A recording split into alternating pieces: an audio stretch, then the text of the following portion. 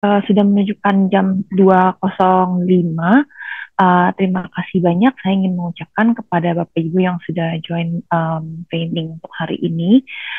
Selamat siang semuanya. Perkenalkan, nama saya Gaby. Saya dari tim Customer Success Manager di Refinitiv Jakarta, Indonesia, yang tugasnya adalah memberikan training atau menjelaskan bagaimana cara mendapatkan data atau mengakses Refinitiv Icon. Oke, saya akan coba untuk share screen saya terlebih dahulu.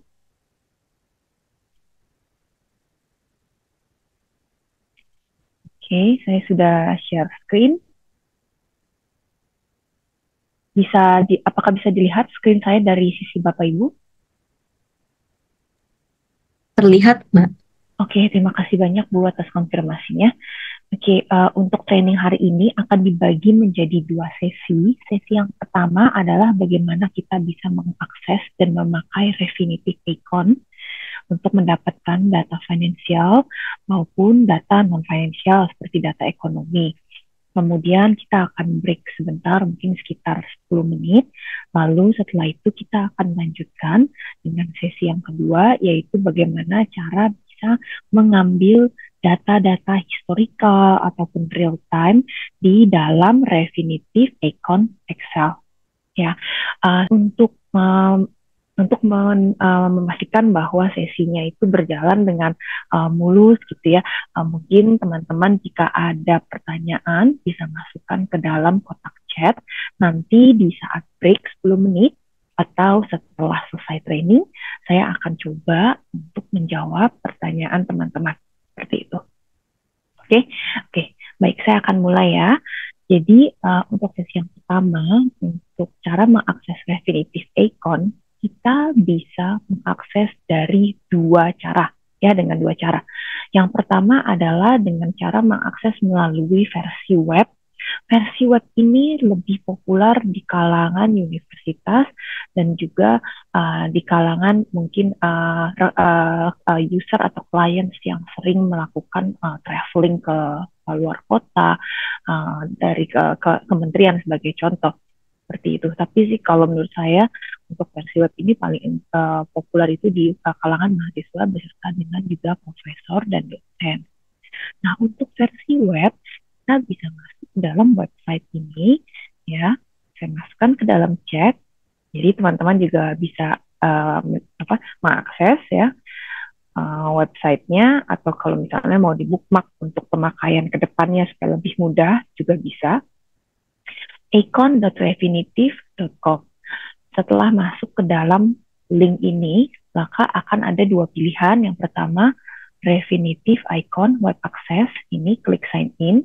Ya, ini nanti akan saya pakai pada saat saya menjelaskan tentang isinya icon ya, karena saya paham bahwa banyak profesor dosen dan juga universitas mahasiswa yang lebih menyukai versi web dibandingkan dengan yang versi install. Nah, versi install itu adalah cara yang kedua.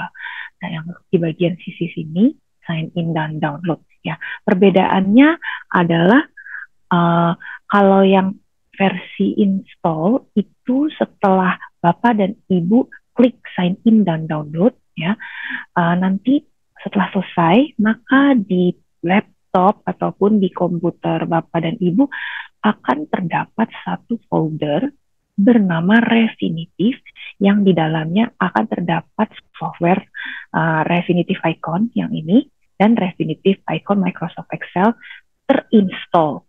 Oke, lalu Bapak dan Ibu bisa memakai Refinitiv Icon untuk mengakses data-datanya. Nanti kalau yang sesi kedua bisa pakai yang Refinitiv Icon Microsoft Excel. Seperti itu. Oke. Nah, untuk yang versi kedua ya, dari versi install ini saya menyarankan untuk mendownload dan melihat PC recommendation. Ini diklik aja sekali, nanti biasanya akan muncul PC recommendation-nya. Tolong dipastikan bahwa laptop ataupun PC Bapak dan Ibu sudah memenuhi yang bagian tulisannya recommended seperti itu. Oke, karena kalau tidak biasanya suka ada sedikit kendala pada saat menginstall. Ya. Nah, untuk yang web access ya, sekarang saya akan masuk. kita akan lihat tampilannya seperti apa. Ini saya klik sign in. Untuk web access itu dia lebih ringan sifatnya, dan juga kalau seandainya misalnya Bapak dan Ibu ada kendala di versi instalasi, misalnya RAM-nya tidak cukup atau Microsoft Office-nya belum 2016 ke atas, silahkan pakai yang versi install. Sama-sama bisa mengakses data di Icon, sama-sama bisa download datanya ke dalam Excel ya. Beberapa data masih bisa di-download ke dalam Excel. Nanti akan saya tunjukkan data apa saja. Saya akan login dulu ya. Ini saya pakai username saya. Untuk teman-teman, Bapak dan Ibu sekalian, kalau misalnya mau mencoba login pakai di tempat masing-masing, mungkin bisa meminjam user ID dengan menghubungi Bapak Suwanda. Kalau tidak salah, saat ini ada 3 user ID yang tersedia untuk dipakai oleh teman-teman.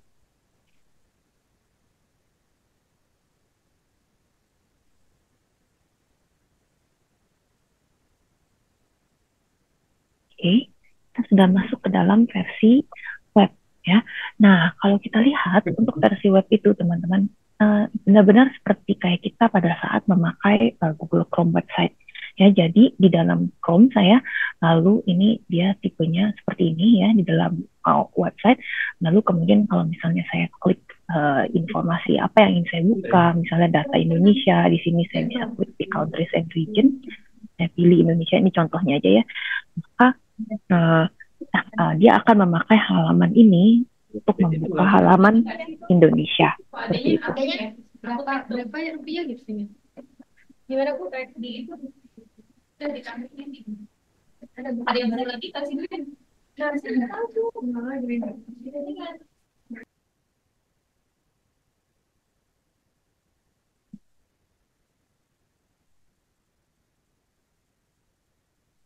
Sorry, maaf. Saya lanjutkan. Oke. Nah, untuk versi web sama versi install, datanya sama nggak? Sama ya, datanya yang ada di dalam sama, tidak ada perbedaan. Oke, ya. Oke, saya akan mulai. Jadi pada saat saya masuk login, tampilan saya seperti ini. Nanti kalau misalnya teman-teman mencoba untuk login dengan menggunakan salah satu dari 3 user ID di Universitas Indonesia, kalau tampilannya beda, tidak masalah ya, karena setiap user memiliki tampilan masing-masing memang. Nah, punya saya kebetulan seperti ini. Aset classesnya langsung terlihat di sebelah kiri ya. Kalau punya teman-teman tidak muncul akses di sebelah kiri gini, nggak masalah, nggak apa-apa, karena kita masih bisa melihat aset classes, mengakses aset classes dari pilihan di atas ini.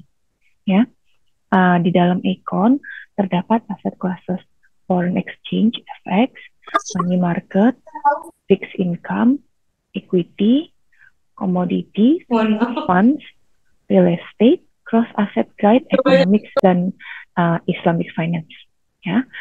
Lalu untuk data non-financial, ada data apa saja? Nah, kita ada data-data dari berbagai macam negara yang dapat teman-teman akses dari tab sini. Sebentar ya, mungkin teman-teman yang belum di-mute, apa bisa tolong di-mute supaya, atau gimana ya?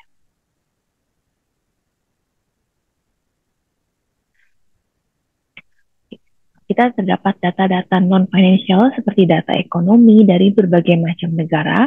Caranya bisa masuk ke dalam tab atau klik tab countries atau region. Atau kalau mau pakai kotak search, langsung memasukkan country-nya juga bisa. Sebagai contoh, Indonesia. Seperti ini. Nanti kita langsung pilih country overview. Maka kita akan dibawa ke dalam halaman overview untuk Indonesia, di mana di sini terdapat data non-financial seperti data ekonomi dari negara Indonesia. Seperti itu ya, jadi bisa masuk ke masing-masing atau bisa ketik ke masing-masing nama negara. Kemudian kita juga ada data industries, lalu ada data-data news and research ya, berita. Kemudian ada juga yang lainnya seperti data financial institution, baik itu banks, exchanges, interdealers, broker, dan yang lainnya. Oke. Nah, ini kan yang ada di dalam menu home saya. Kalau misalnya selain data-data ini, ada apa lagi sih yang bisa kita akses secara garis besar? Kita bisa menggunakan tombol menu yang berupa bulat warna orange, pojok kiri atas. Di sini akan terdapat aplikasi-aplikasi berdasarkan fungsi penggunaannya. Jadi kalau kita mau melihat aplikasi yang fungsinya untuk charting, kita bisa klik di menu charting, lalu akan terlihat halaman atau aplikasi yang fungsinya untuk charting, untuk melihat historical data, baik itu chart biasa ataupun key indicator chart ataupun seasonality chart. Kemudian kita juga bisa lihat data company,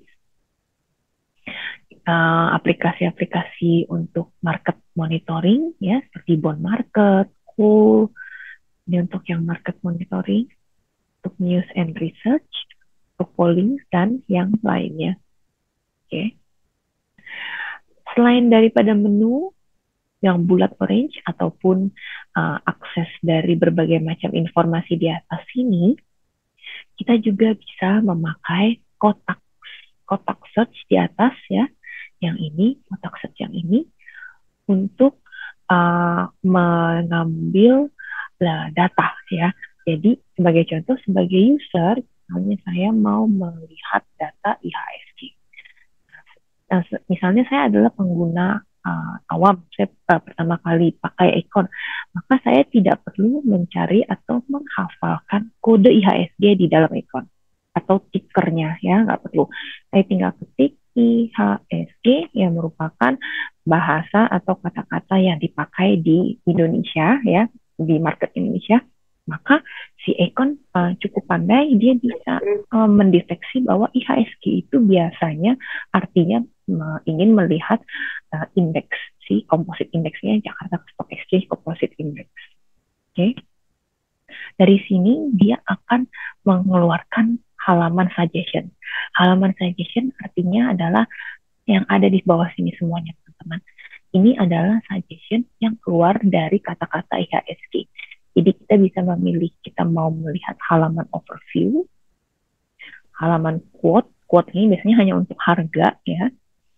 Significant development, chart, untuk lihat historical prices daripada IHSG, news monitor untuk melihat berita monitor. Kalau ingin melihat halaman yang secara garis besar bisa melihat pergerakan IHSG, industri atau sektor apa aja yang sedang booming, bagus gitu ya, yang lagi bagus hari ini, atau yang performance-nya kurang bagus, maka kita bisa masuk ke overview.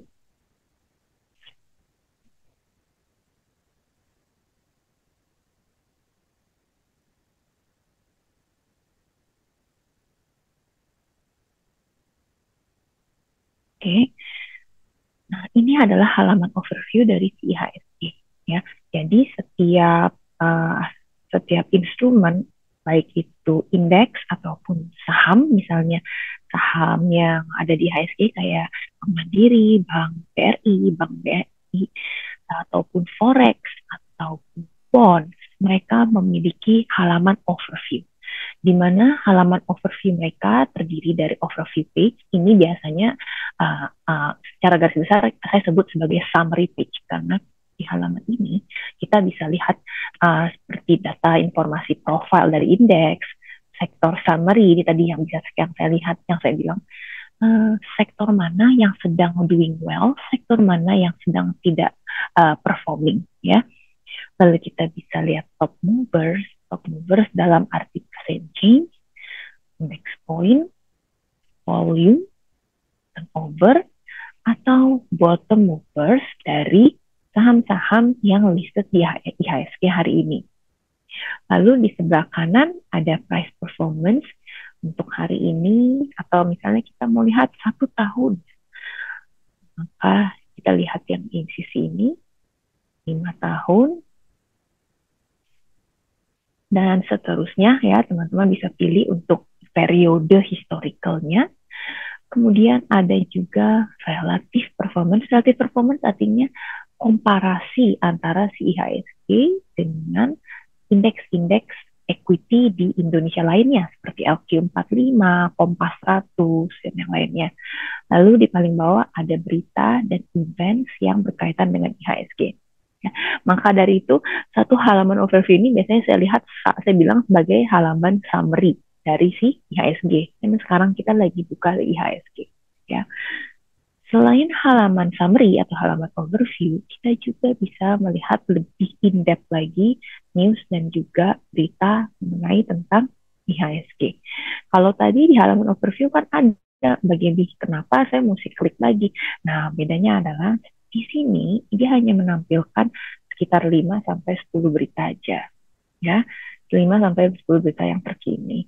Kalau kita mau lihat berita lebih lengkapnya lagi, kita bisa ke News and Research karena dia lengkap sekali. Kita bisa scroll terus ke bawah, dia akan terus menampilkan berita-berita yang kemarin, minggu lalu, dan seterusnya. Oke. Lalu di sisi price and chart, ini di mana kita bisa melihat halaman harga dan juga grafis daripada si indeks saham IHSG. Di bagian price history,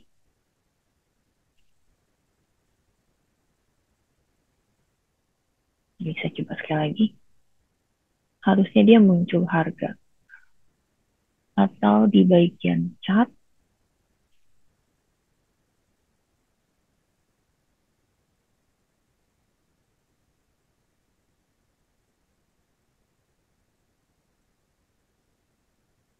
oh suara saya kecil ya? Oh oke. Sorry oke. Oke. Kalau misalnya sebentar.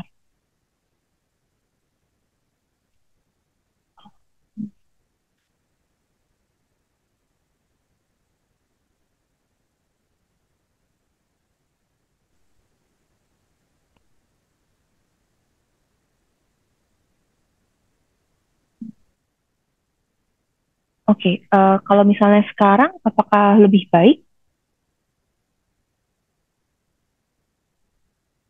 Saya coba lanjutkan dulu, nanti kalau misalnya masih kecil, tolong info ke saya lagi di chat ya. Ini soalnya kalau di sini sih sudah maksimum.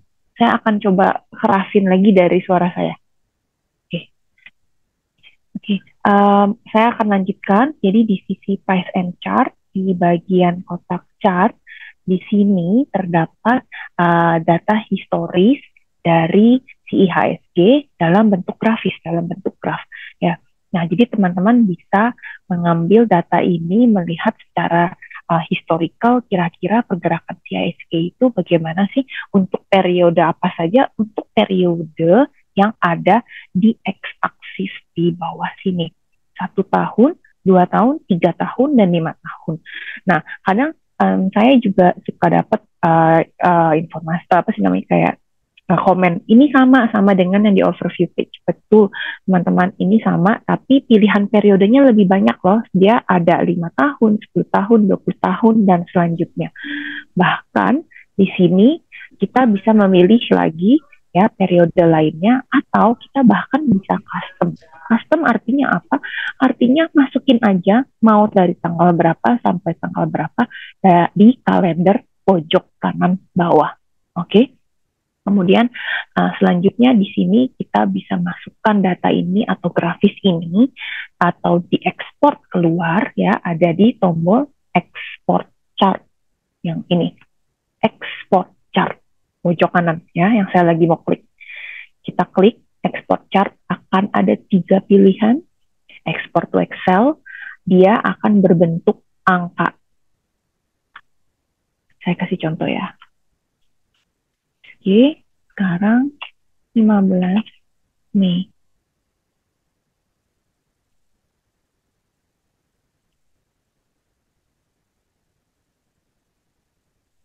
IHSG 15 Mei. Hasilnya seperti ini, teman-teman.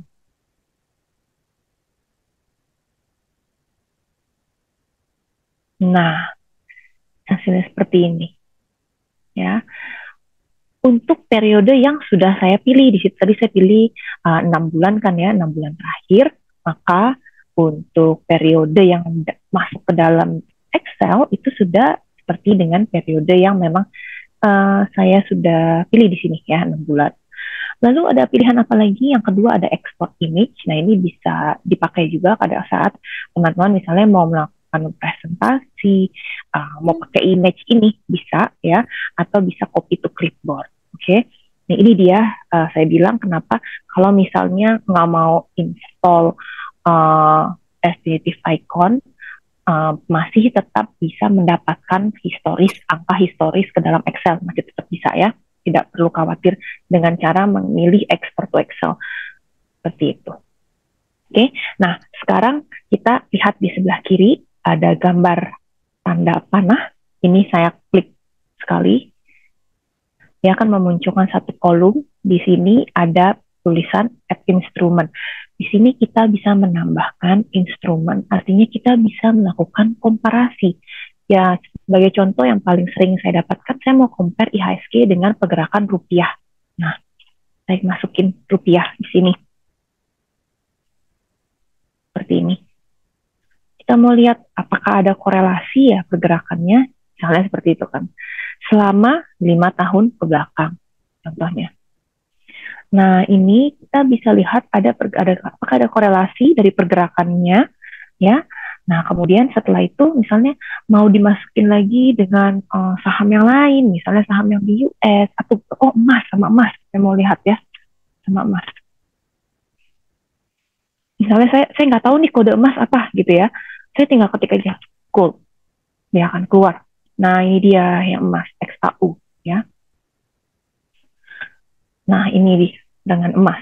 Oke, lalu setelah ini teman-teman sama seperti tadi, kalau misalnya mau diekspor keluar, tinggal klik yang ini, mau ekspor dalam bentuk angka, dalam bentuk screenshot, atau di copy ke clipboard. Ya, silahkan dipilih tergantung dari kebutuhan masing-masing. Oke, lalu selanjutnya, sebentar, mau saya error.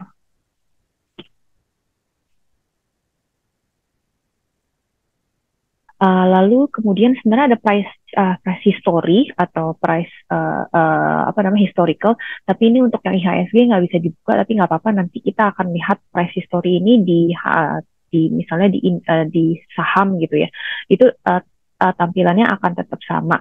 Jadi nanti di setiap halaman saham ataupun halaman yang lainnya akan ada halaman overview, tab news, ada tab price and chart. Jadi apapun yang tadi saya jelaskan di bagian chart ini semuanya bisa dilakukan di semua instrumen, ya. Lalu untuk selanjutnya di sini juga ada constituents. Jadi seperti namanya, ini nanti ini seperti namanya constituents ya. Constituents artinya apa? Artinya members atau saham-saham yang listed di dalam IHSG. Oke, kemudian kita juga ada filings dan events dan juga ownership. Jadi ownership artinya apa? Siapa aja sih sekarang yang lagi ownership atau yang memiliki saham-saham di IHSG, seperti itu.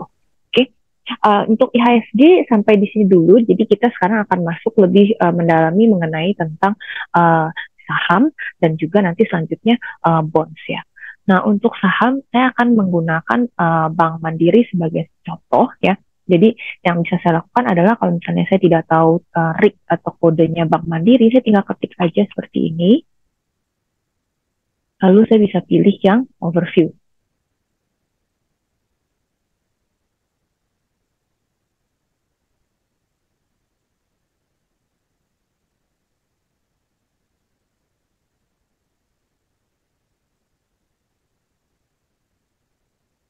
Nah, jadi sama seperti yang tadi saya bilang, di halaman overview terdapat juga tab overview yang merupakan summary daripada si Bank Mandiri, lalu ada news and research, kemudian ada price and charts, lalu karena ini saham akan ada tambahan yaitu data estimates, data laporan keuangan atau financial, ESG. ESG ini yang sangat disukain ya atau diminati oleh mahasiswa ataupun profesor dan dosen. Lalu ada events, ada ownership, Lalu ada debt and credit, di mana di sini kita bisa melihat issue ratings yang dari Pesindo atau dari S&P, atau kita juga bisa melihat debt atau bonds corporate yang di-issue atau dikeluarkan oleh si Bank Mandiri. Untuk overview saya tidak akan menjelaskan banyak karena sama seperti tadi, ini merupakan halaman summary dari si Bank Mandiri, ya.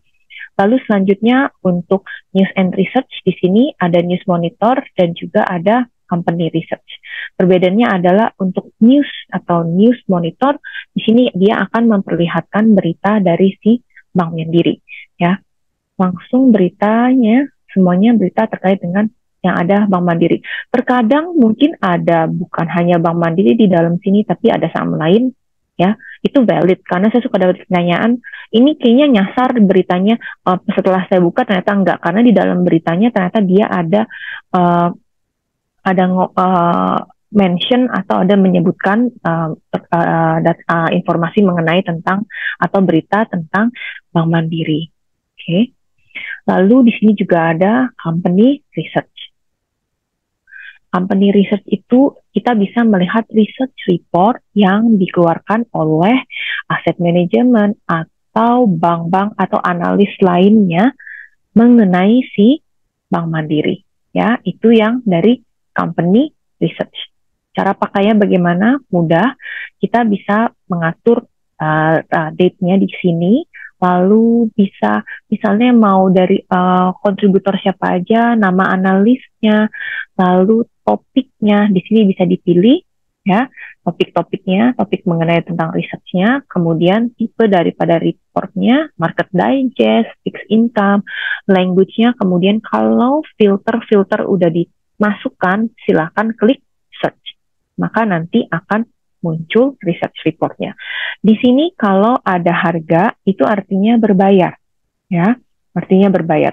Kontributor artinya siapa yang buat, ya. Berarti ini sih CFRA yang buat, ya. Smart Insider yang buat, Market Trader yang buat, dan ini harga ini semuanya yang charge mereka, bukan kita, bukan Refinitiv. Karena kami Refinitiv tidak mendapat 1 sen atau 1% pun. Ini semuanya pure akan masuk ke mereka masing-masing. Kalau kosong, seperti ini, Maybank Kim Eng, Ciptadana, Bahana, artinya gratis. Jadi teman-teman bisa langsung lihat PDF-nya, tinggal diklik aja yang ini. Download dokumen PDF untuk membaca research report yang dibuat si Bahana Securities Bapak Satria Samdijantoro mengenai tentang Bank Mandiri Loan. Ya, ini nih ya, title-nya. Loans Bank Mandiri. Oke, jadi yang kosong itu artinya gratis. Oke, kita lanjutkan. Nah, ini untuk price and chart. Saya nggak masuk ke chart karena sama persis, sama seperti tadi ya cara penggunaannya. Sekarang kita masuk ke price history. Untuk price history, di sini kita bisa memilih interval. Biasanya sih yang paling populer adalah daily. Historical period, bisa custom atau mau langsung 2 tahun. Currency, saya pilih NAN, dia otomatis akan mengambil rupiah. Lalu klik update view. Oke, update view seperti ini. Lalu datanya akan langsung keluar, harga dari Bank Mandiri, net change, percent change, open, low, high, close, volume, dan yang lainnya. Di pojok kanan atas, kita bisa melihat ada tombol yang bentuknya seperti logo Excel. Itu artinya begitu saya klik sekali, saya akan mendownload angka-angka ini dimulai dari exchange date sampai dengan flow masuk ke dalam Excel. Secara gratis dan dalam bentuk angka, bukan dalam rumus. Jadi untuk teman-teman yang tidak mau install Acorn, aman. Bisa pakai metode seperti ini. Ya. Selanjutnya untuk estimates, di sini kita bisa memperlihatkan forecast. Ada 2 tipe. Pertama, forecast dari angka-angka atau data yang ada di financial report. Itu saya masuk ke statement view. Dari 3 financial report, yaitu income statement, balance sheet, cash flow. Dari ketiga ini, sekarang yang saya akan buka sebagai contoh adalah yang balance sheet. Di sini akan terdapat actual selama 3 tahun terakhir dan forecast untuk 3 tahun ke depan termasuk tahun ini, karena tahun ini fiscal year-nya belum selesai. Ya, ini adalah forecast-nya. Angkanya didapat dari mana? Angkanya adalah angka min, artinya nilai rata-rata. Angkanya didapat dari mana? Contohnya, total liabilities kok bisa sekian, itu tinggal kita klik. Nanti dia akan munculkan analis atau bank apa saja yang mengkontribut atau memberikan angka forecast sehingga angka minnya bisa tadi di 2,5 juta.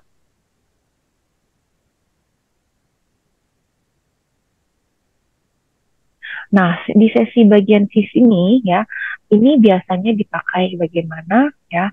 Biasanya untuk para mahasiswa dan dosen, mereka ingin membaca research report-nya.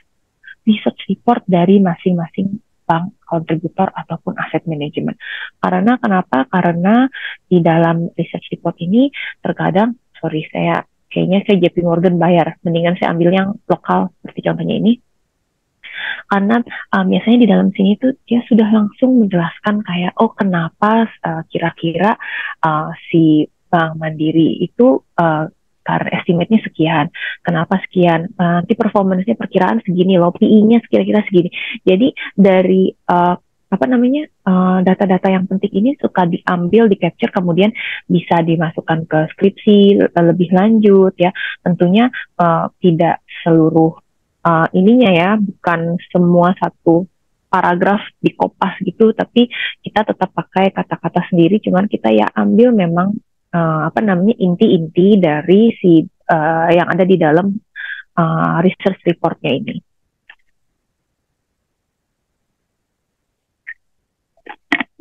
Nah, ini dia. Seperti ini kan. Core strategy Bank Mandiri focus on monetizing wholesale retail segment, contribute bla bla bla. Nah, dari sini biasanya. Nah, ada chart-chart seperti ini. Ya. Good showing performance for 2022, bla bla dan selanjutnya. Oke. Oke, lalu selanjutnya untuk yang laporan keuangan atau financial. Nah, untuk laporan keuangan, kita menampilkan benar-benar laporan keuangan yang persis actual yang dilaporkan oleh si Bank Mandiri di sini.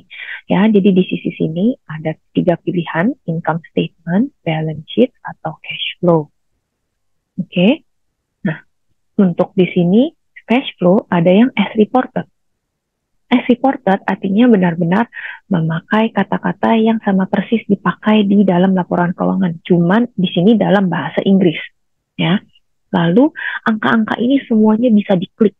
Kenapa? Supaya transparan ya, dari sisi kita memberikan transparansi kepada user supaya user bisa benar-benar melihat 84 juta ini itu datangnya dari mana. Nanti di sini akan muncul filings atau muncul laporan keuangan income statement-nya Bank Mandiri. Oke. Nah, cara menggunakannya kita bisa klik ini sekali, gambar roda, lalu nanti ada contohnya seperti mau berapa tahun, periode, 10 tahun, 5 tahun, 4 tahun. Scalingnya, ini ada scaling ya, artinya millions ya. Jadi di belakang ini masih ada 0, ada 6 0 lagi. Oke, lalu ada mau as reported atau standardized. Kalau as reported benar-benar kata-kata yang dipakai dari dalam income statement. Oke, lalu kemudian, masih loading. Setelah itu ada mau yang display order, statementnya, preliminary versus finalized, dan selanjutnya. Lalu bisa klik update view. Oke, seperti ini. Lalu kemudian kalau misalnya mau diekspor ke Excel, bisa klik gambar Excel di pojok kanan atas. Ya, nanti hasilnya jadinya seperti apa, kita akan lihat ya.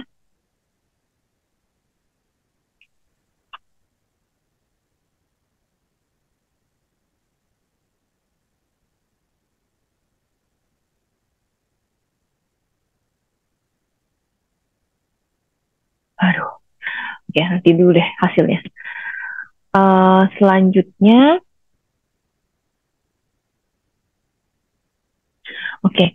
Nanti kita lihat hasilnya seperti apa ya. Selanjutnya kita bisa melakukan melihat ratio. Ratio dalam bentuk key matrix, ratio overview, atau ratio profit value dan risk.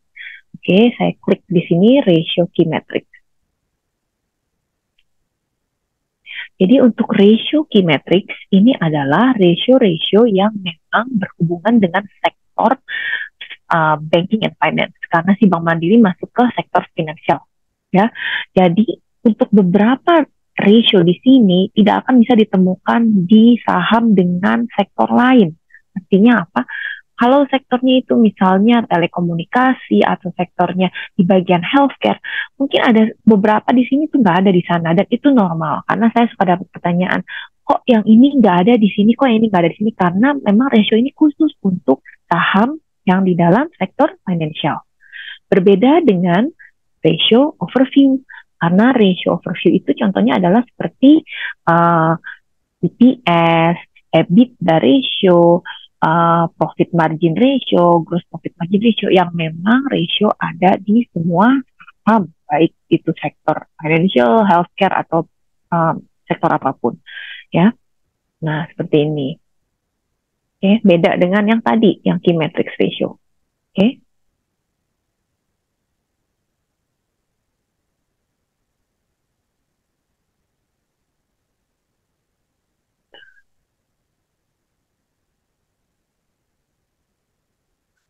Oke, nah ini ya tadi ya laporan keuangan income statement keluarnya seperti ini dalam bentuk angka. Jadi aman untuk teman-teman yang tidak mau menginstall Refinitiv Icon, ya, bisa dipakai untuk kajian selanjutnya.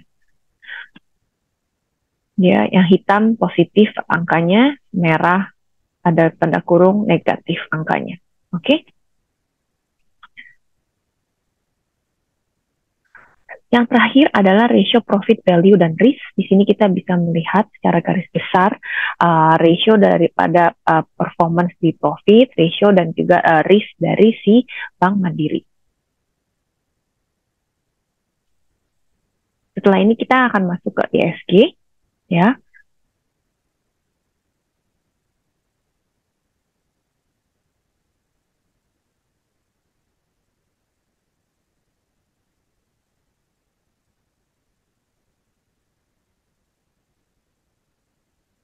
Nah, ini dia.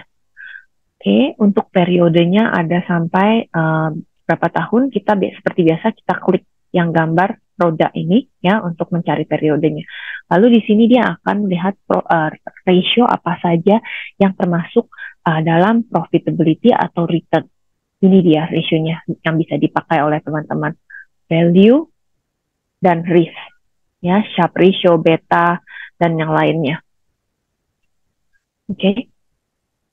Jadi kita nggak perlu menggoogle gitu, maksud saya ratio apa aja, ratio untuk profitability listnya keluarga ini udah langsung dihitungkan oleh si Econ, ya, mudah sekali, tinggal diekspor keluar ke Excel.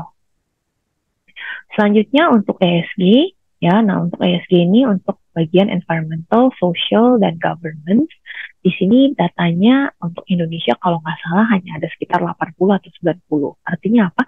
Hanya ada 80 sampai sekitaran 90 saham yang listed di IHSG yang sudah ada data ISG-nya. Ya. Yang sudah ada data ISG-nya.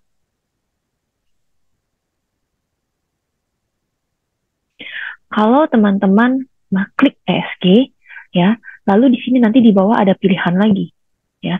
Nah, untuk yang pertama-tama, kalau kita mau melihat data ESG dari si saham yang sedang kita buka, si Mandiri, langsung klik Sustainability Dashboard. Langsung klik Sustainability Dashboard.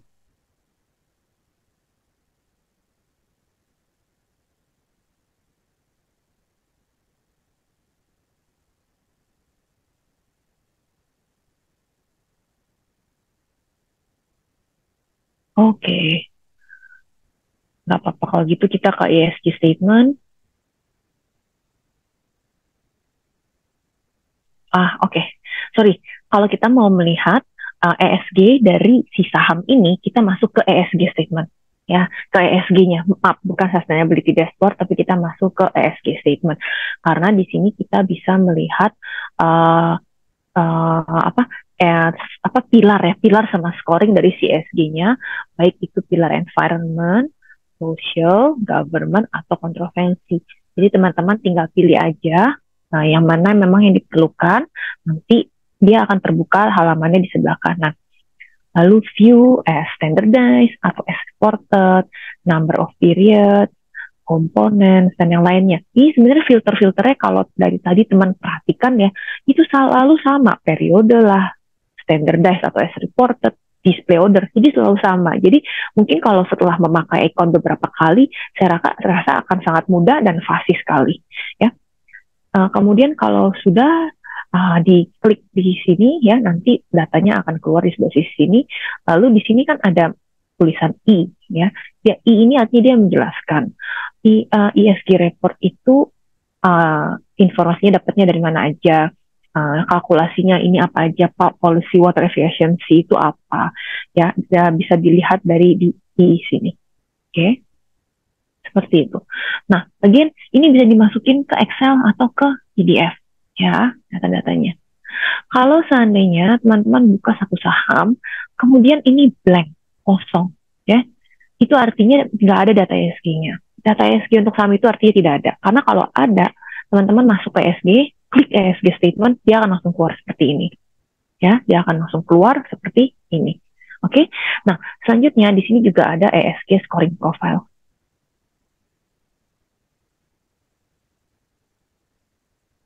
Untuk ESG scoring profile ya, di sini dia akan memperlihatkan dalam bentuk apa namanya ini, bukan bar chart, pie chart, sorry, dalam bentuk pie chart ya. Teman-teman bisa lihat misalnya mau yang environment di sini skornya berapa ya, bisa diklik lebih lanjut, kemudian bisa masuk lagi di dalam environment. Oh, di bawah environment ada resource use, emission, dan yang lainnya. Oke. Nah, ini ada penjelasannya juga. Oke, bisa show full chart. Nah, contohnya seperti ini. Oke, ini untuk yang scoring profile. Jadi, dia tetap memperlihatkan skornya, tapi dalam bentuk pie chart, lebih ke graphical method gitu ya. Lalu yang selanjutnya ESG peer analysis. Nah, ini banyak sekali dapat pertanyaan ESG peer analysis. Biasanya kita pakai ESG peer analysis kalau kita mau melihat komparasi ESG score antara satu perusahaan dengan perusahaan lain. Ya. Oke. Kemudian contoh pemakaiannya bagaimana? Contoh pemakaiannya ada di sebelah kiri ya. Ini filternya agak sedikit berbeda, maka kita harus, saya akan lebih pelan menjelaskannya. Jadi contoh yang pertama adalah saya bisa memakai tab ESG peer analysis ya, untuk melihat apa semua saham di IHSG yang sudah ada data ESG-nya. Caranya bagaimana? Caranya adalah saya klik ke sektor industri, lalu saya select all, lalu saya klik done.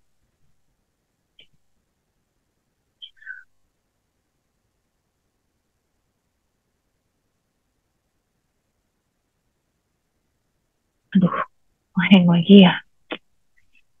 Oh enggak, oke, aduh, saya deg-degan. Kemudian saya masuk ke countries, saya pilih Indonesia. Southern East Asia, di sini ada Indonesia. Saya klik done.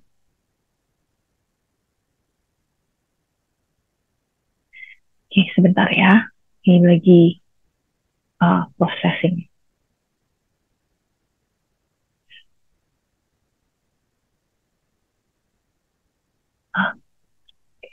Oke. Kemudian di sini maka akan market cap-nya nggak apa-apa, di select aja semuanya. Di sini kita bisa melihat ada 80 perusahaan di Indonesia yang sudah memiliki data ESG. Ya, ini dia 80 perusahaannya, data ESG-nya. Oke, beserta dengan rankingnya. Ya, udah dalam bentuk ranking. Oke. Lalu di sini kemudian kita bisa melakukan apa? Kita bisa masuk add ASG matrix. Teman-teman bisa masukin tipe ESG skornya yang mau. Misalnya saya mau lihat ESG combined score, environmental, social, sama government. Combined score itu artinya ketiga ya, dari ketiga environmental, social, sama government ini. Misalnya ini yang mau saya lihat, saya klik OK. Nanti akan muncul kolom baru di sebelah kanan sini yang memperlihatkan 4 scoring tadi itu untuk 80 perusahaan ini. Ya, kita tunggu sebentar. Jadi secara, ini saya kecilin dulu ya mapnya ya, biar enak ngeliatnya. Nah ini dia. Jadi kita itu ya sebagai user, kita nggak perlu masuk ke satu-satu saham, kita bukain ESG statementnya, download ESG score-nya, kemudian masuk ke saham lagi selanjutnya, download ESG statementnya, nggak perlu. Jadi kita hanya perlu masuk ke ESG peer analysis, pastikan sektor industri dipilih semua, country-nya dipilih Indonesia, ya, masukin add ESG matrix yang teman-teman ingin pilih ya. Ini tadi saya hanya contoh aja ya, saya mau yang paling gampang aja, jadi saya hanya masukin yang keempat pilarnya ini, maka datanya akan keluar. Sangat memudahkan, sangat menghemat waktu teman-teman ya. Oke. Nah kemudian dari sini selanjutnya bisa di export ke Excel untuk kajian lanjutnya, atau ke PDF misalnya mau untuk presentasi gitu ya, atau mungkin mau disubmit bisa ya. Nah ini satu contoh. Karena saya sering sekali mendapat pertanyaan, bagaimana saya mau lihat saham-saham di HSG yang sudah memiliki ESG score. Saham apa aja sih? Saya nggak mau masuk ke satu-satu, kan sahamnya ada beratus-ratus, masa saya harus masuk ke satu-satu? Nah, caranya, jawabannya adalah di sini, ESG peer analysis. Oke, ya. Kegunaan yang kedua, untuk mengcompare saham yang ada di sektor yang sama. Misalnya ini si Bank Mandiri, dia akan masuk ke financial sector. Saya klik done. Maka di sini kita bisa mendapatkan semua saham di sektor banking and industry ya. Di ini apa tadi? Financial ya, di Indonesia total ada 23. Nah lalu selanjutnya saya mau compare dengan saham yang ada di Asia misalnya, maka yang saya perlu ganti atau saya perlu tambahkan adalah countries region-nya. Saya tik aja Asia seperti ini, lalu saya klik dan. Nah jadi misalnya saya mau compare si Bank Mandiri sama bank-bank lain yang ada di Asia. Di sini totalnya kita punya lumayan banyak nih, 540 ya. 540 saham yang di sektor financial di seluruh Asia. Ini sebagai contoh aja. Oke, sudah langsung muncul ESG score, ESG combine, environmental, dan selanjutnya. Dan si Bank Mandiri itu masuk ke dalam ranking 34, menurut saya bagus banget sih. Karena dari 540 maaf ya, dia ranking 34. Nah, kemudian bisa dimasukkan ke Excel. Kalau untuk misalnya contohnya lagi hanya bank yang masuk ke dalam large cap gitu, bisa juga. Jadi di sini semua filternya itu bisa dimainkan, bisa dipilih sesuai dengan memang kebutuhannya teman-teman. Oke. Jadi benar-benar sesuai kebutuhan teman-teman. Oke, tunggu sebentar ya.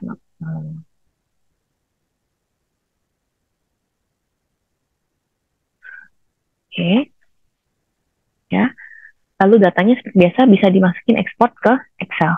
Oke, sampai di sini kira-kira ada pertanyaan atau tidak untuk ESG? Karena saya tahu minat untuk ESG itu banyak sekali. Sebelum saya masuk ke dalam ownership dan juga data-data bonds, ya, ada pertanyaan atau tidak?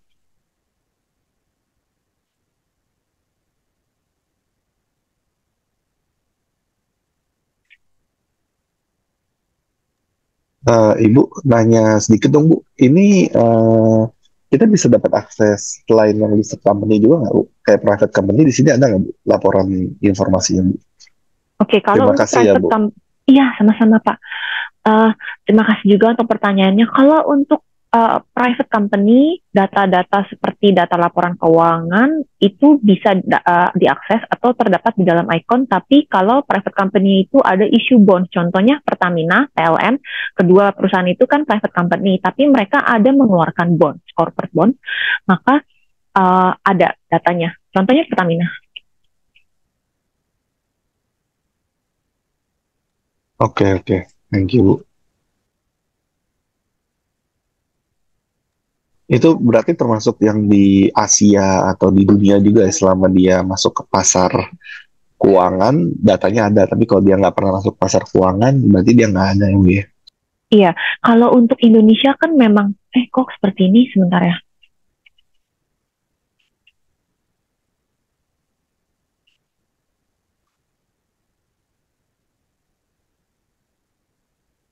Coba sih pakai PLN ya. Perusahaan listrik negara. Nah, ini dia. Jadi sebenarnya kalau untuk yang tadi saya bilang, asalkan dia private company tapi dia ada mengeluarkan bonds, itu sebenarnya setahu saya untuk Indonesia peraturannya Pak, itu peraturan dari OJK. Jadi private companies yang mengeluarkan bonds, dia diharuskan untuk disclose laporan keuangannya setiap tahun.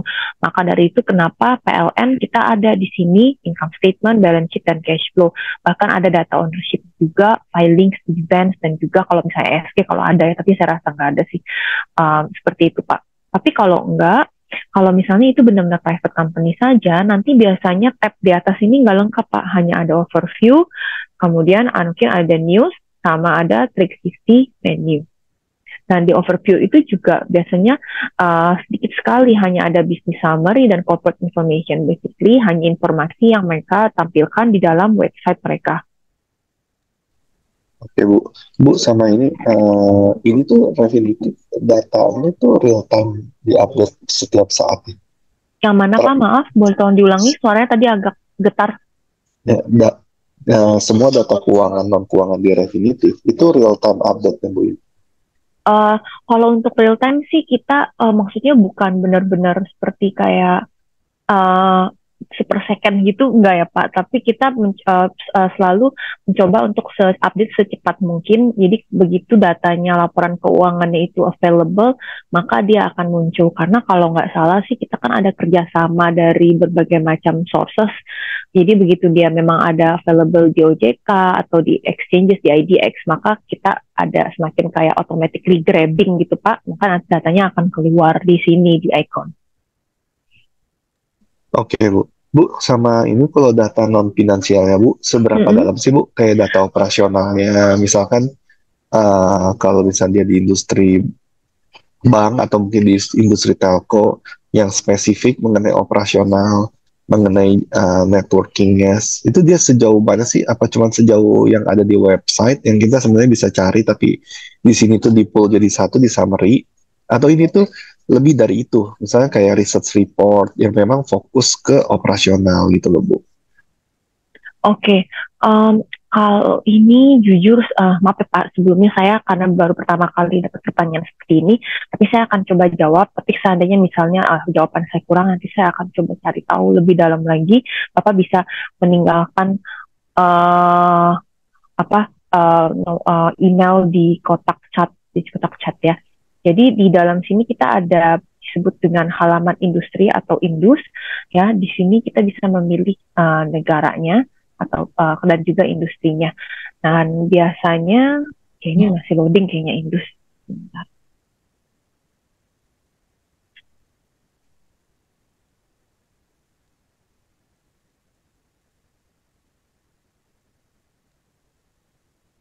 Bagi dua meganya. Dan bagi dua ya. Apa? Nasinya. Aing. Permisi Bu, izin bertanya. Kayaknya agak lagi error nih Pak, indusnya nanti kita coba lagi deh setelah selesai Excel-nya. Biasanya sih di sini ada data industri dari industri level, kemudian ada research report-nya, ada filing. Jadi di sini kita bisa ganti menjadi misalnya Indonesia, lalu kemudian di sini misalnya industrinya banking gitu ya, bisa kita cari di sini. Sudah muncul di banking ya. Oke, banking investment, dia memperlihatkan research report-nya, filings-nya, significant development, constituents, atau dan juga di sini ada, coba kita lihat di pre-map ya.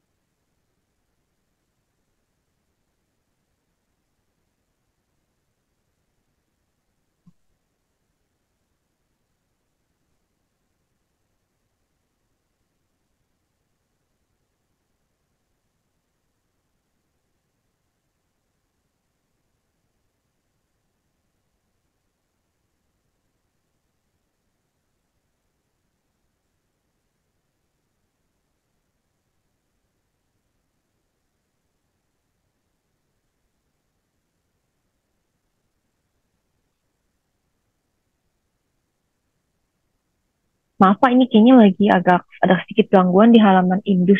Biasanya sih ada di Trimap, Scatterplot gitu kita bisa lihat. Tapi ini dari tadi loading aja. Nanti kita coba lagi ya Pak ya. Ya, nggak apa-apa, Bu. Makasih, Bu. Ya, ini halaman ini namanya Indus. Jadi Bapak kalau ke depannya pakai icon bisa langsung ketik aja Indus yang ini ya. Kodenya Indus. Halaman industri, informasi, dan analitik such as news, event, research, dan yang lainnya. Seperti itu. Oke, ya. Seperti itu. Oke, ntar saya kembali lagi ke... Oh, ada beberapa pertanyaan ya, oke. Izin Pertanyaannya, bertanya, Bu. oh iya, Maaf ya, Bu, saya bertanya langsung. Sebelumnya, perkenalkan saya Rizka. Jadi, Bu, saya ingin tahu nih, Bu, apakah ada data terkait corporate social responsibility disclosure di apa di icon. Soalnya kan tadi Ibu cuma melihatkan ESG scores-nya, Bu. Terus saya juga perdana juga menggunakan icon, Bu. Lalu untuk setting tahun skornya itu gimana ya, Bu?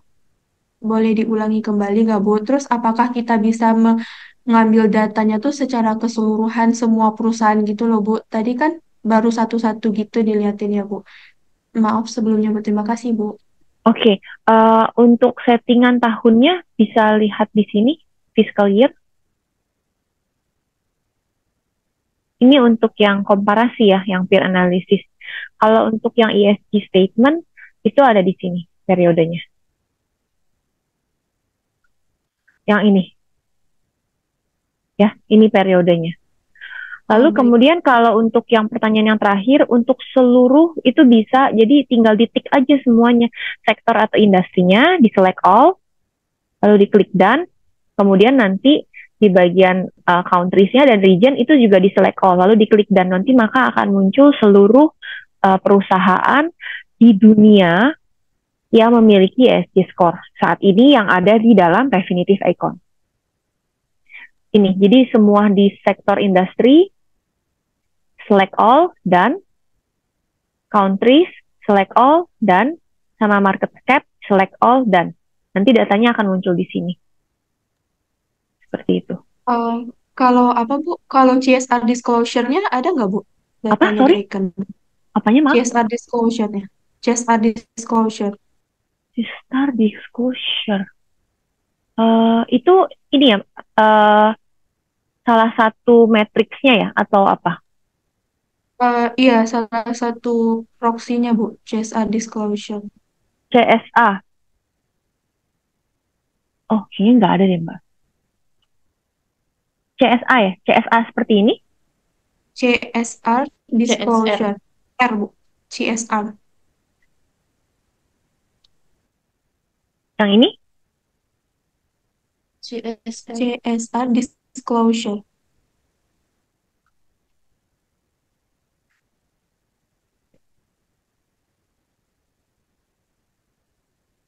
Kalau yang CSR sih adanya ini aja ya.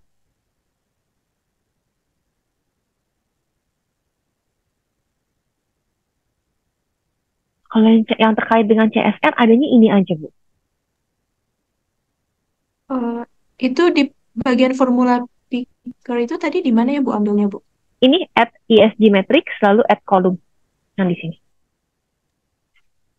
Oh, baik, Ibu. Terima kasih, Ibu. Iya, sama-sama. Oke. Finance, oke. Pertanyaan dari Ibu Mela. Finance, sorry, sebelumnya untuk pertanyaan dari Ibu Meka Darwis saya tidak jawab karena tadi sudah saya jawab sebelumnya pada saat ada pertanyaan yang sama ya. Iya, udah dijawab sih. Thank you. Oke, lalu untuk Ibu Amelia untuk finance emission. Finance emission. Oke. Ya, untuk emission finance ya.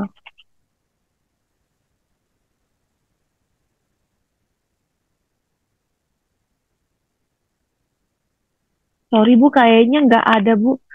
Saya pakai kata kunci financial tadi, tapi nggak ada financial emission. Kalau saya pakai kata keyword emission, tidak ada tulisan financial.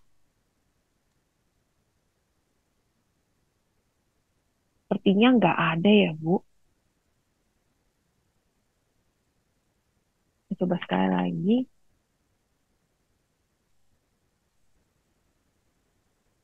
Nah ya, sepertinya nggak ada Bu. Maaf Bu, sepertinya nggak ada. Oke, pertanyaan selanjutnya, Bapak Rayendra untuk ROA, Return on Asset, bisa dicari peer analysis, mainkan filter, ketemu semua data perusahaan, mohon infonya. Oke, kalau untuk itu kita bisa masuk ke peer valuation. Tapi coba saya lihat dulu apakah ada data ROA. Jadi di peer and valuation ini terdapat 4 pilihan, yaitu peer analysis, sector competitors, index competitors, dan stock comparison. Jadi seperti namanya, kalau untuk yang peer analysis ini kita sifatnya custom, kita bisa tentukan saham apa yang ingin kita compare ke Bank Mandiri, lalu data apa yang ingin kita compare ke Bank Mandiri. Tetapi karena dia custom, jadi hasil kita harus memasukkan sahamnya satu persatu, dan data apa yang ingin di-compare juga harus dimasukkan satu persatu. Lalu kemudian untuk sektor competitors, seperti namanya, jadi kita meng-compare Bank Mandiri dengan saham-saham di sektor yang sama. Ya, indeks kompetitor juga sama, kita meng-compare Bank Mandiri dengan saham-saham di indeks yang sama. Lalu kalau stock comparison itu untuk meng-compare Bank Mandiri dengan tiga saham yang bisa kita pilih. Oke.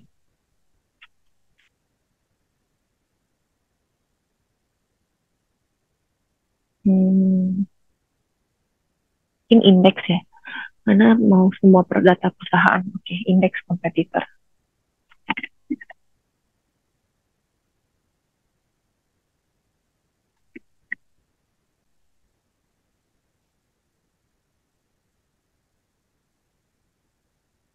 Oke, nah ini kita bisa pilih indeksnya.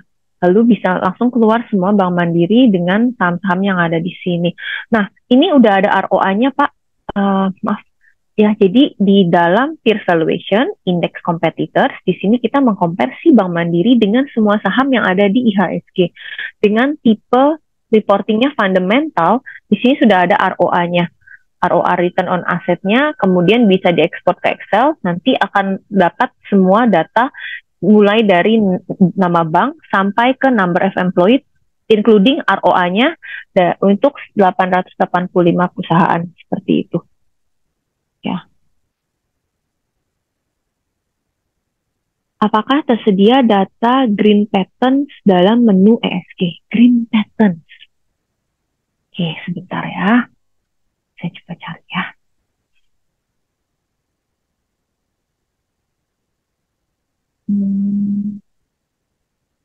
Green patterns berarti mungkin di environment kali ya, kalau dari kata-katanya.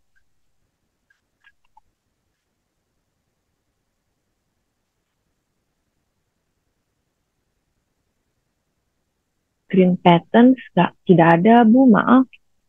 Coba sekali lagi pakai kata-kata pattern itu. Ini di environment tidak ada. Saya coba di social. Walaupun saya rasa kayaknya nggak ada. Karena kalau dari kata-katanya green itu kayaknya lebih cenderung ke environment. Tapi nggak apa-apa, coba aja. Ada satu. Oh, ini green revenue. Oke, berarti nggak.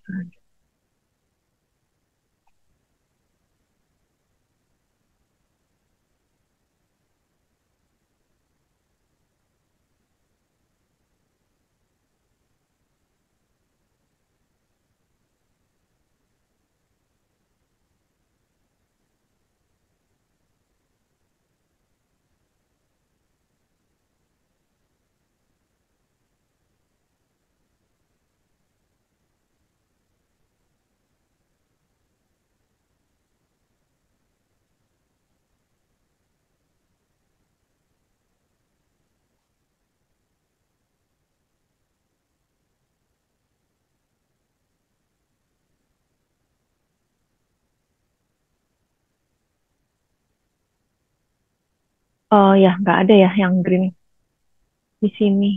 Maaf ya Bu, tidak ada datanya untuk green pattern. Oke.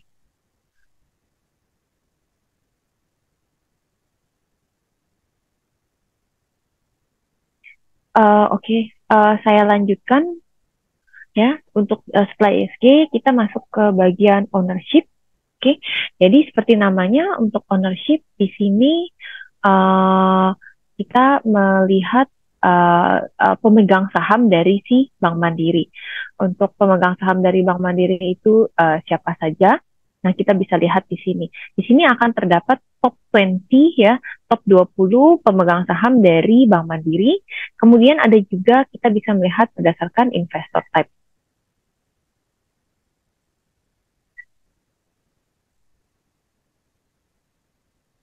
Nah, ini dia ada 20 di sini ya. Beserta dengan persentase outstanding, position, position change, value, dan selainnya. Lalu kemudian di sini juga ada investor type, ya. Investor type-nya, jadi kalau biasanya saya suka dapat pertanyaan, saya mau melihat institutional owner. Nah, jawabannya ada di sini. Di sini ada 369 institutional owners, atau kalau kita lihat dalam bentuk persentase ada 28,4% institutional owners dari si Bank Mandiri. Yang pemegang sahamnya adalah institutional owners. Seperti itu. Lalu kemudian yang terakhir untuk debt and credit, di sini kita bisa melihat issue ratings. Jadi ratings yang dikeluarkan oleh rating agency beserta dengan historicalnya ya, seperti ini. Tipe daripada issue ratingsnya. Lalu di sini juga ada PVindo, ada ratingnya beserta dengan kapan rating tersebut keluar ya. Biasanya sih kalau untuk yang LQ45 sih cukup updated ya. Tapi kalau untuk saham-saham di perusahaan yang lainnya bisa lihat yang PVindo aja. PVindo biasanya lebih updated dibandingkan dengan S&P sama Moody's dan Fitch. Lalu yang selanjutnya untuk debt, jadi kita bisa lihat di sini bonds yang dikeluarkan atau yang di-issue oleh Bank Mandiri.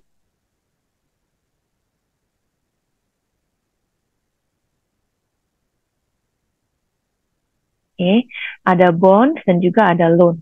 Ya, kalau misalnya ada, maka akan muncul datanya di sini. Jadi di sini ada 11 bonds, lalu ada ini beberapa loans-nya, outstanding-nya, dan issue-nya. Di bawah akan dikelompokkan bonds berdasarkan dengan maturity date. Lalu kalau kita klik dari masing-masing maturity date, maka akan muncul bonds-nya. Ya, jadi di tahun 2025 terdapat 2 bonds yang mature. Nah, itu bond apa aja? Bonds yang ini dan yang ini. Nanti Bapak dan Ibu bisa masih klik untuk masuk ke dalam bonds itu masing-masing. Seperti itu.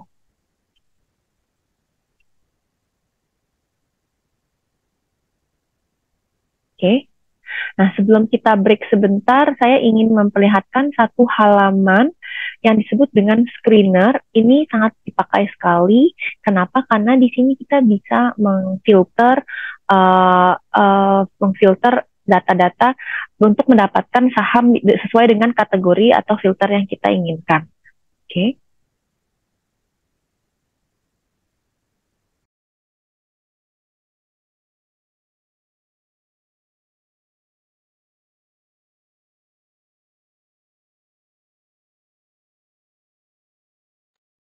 Nah, seperti ini. Sisi kiri dipakai untuk memasukkan filter. Di sini udah ada contohnya. Ini saya hapus dulu ya contohnya sebentar. Sisi kiri itu filternya dan di kanan itu adalah hasilnya.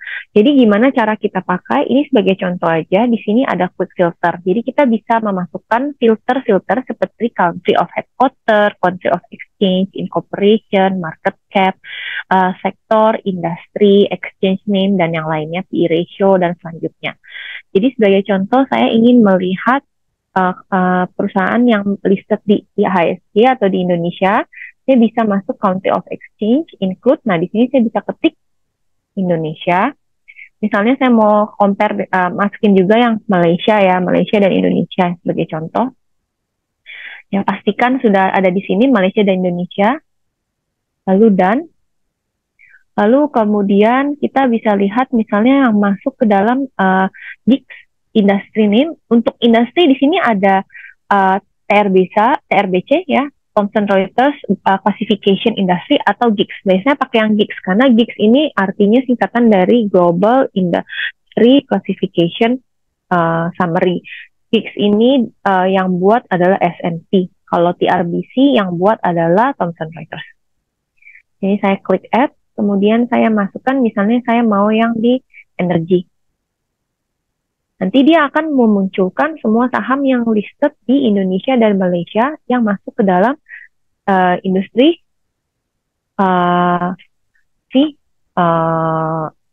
energi, ya.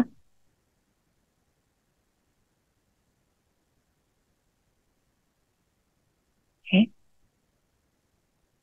Lalu datanya kemudian bisa diekspor ke Excel atau bisa ditambahkan kolom. Artinya apa? Artinya misalnya saya mau melihat revenue, contohnya.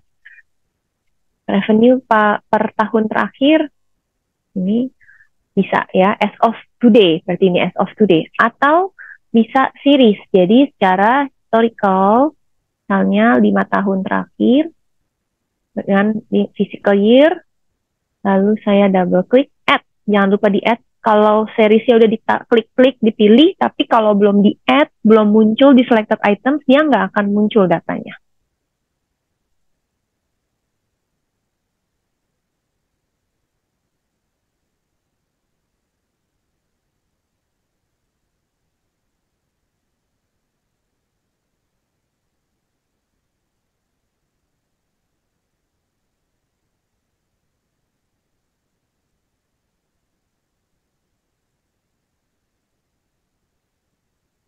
Oke, contohnya seperti ini.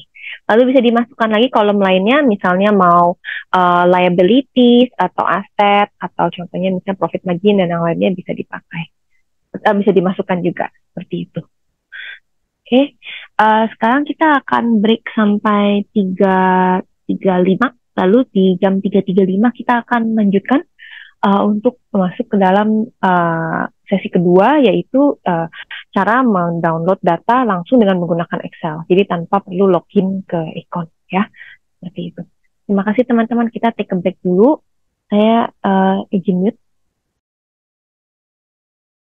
teman-teman, mungkin sudah bisa kita lanjutkan sekarang untuk sesi yang kedua, yaitu Refinitiv Icon Excel. Ya, untuk Refinitiv Icon Excel ini hanya bisa diakses kalau kita setelah kita menginstall Refinitiv Icon. Jadi setelah kita menginstall Refinitiv Icon, maka nanti akan dapat folder Refinitiv, di mana di dalam folder ini akan terdapat Refinitiv Icon Microsoft Excel yang ini. Oke. Nah, ini saya klik, lalu nanti saya akan otomatis mendapatkan seperti ini, add-in Refinitiv Icon di sini. Nah, kalau sudah masuk add-ins-nya, pastikan tombolnya online. Kalau misalnya belum online, silakan diklik sekali. Nanti akan diminta untuk memasukkan username dan juga password. Setelah kita memasukkan username dan password, maka dia akan berubah menjadi connecting, lalu akan berubah menjadi online. Setelah online, maka di sini nanti akan muncul tampilan-tampilan add-in seperti ini di atas sini. Di sini ada pilihannya banyak sekali, tapi kalau menurut saya yang paling dipakai itu sebenarnya yang ini, yang build formula sama templates. Oke, kalau untuk app library, screener, chart, dan home, saya nggak menyarankan pakainya di dalam Excel. Langsung pakai di dalam versi web atau pakai yang di versi icon instalasi aja. Jangan di sini karena tampilan itu nanti dia akan munculnya di dalam kotak Excel-nya. Kurang enak pakainya kalau menurut saya, ya. Oke, kita akan mulai dari yang paling kiri terlebih dahulu, templates.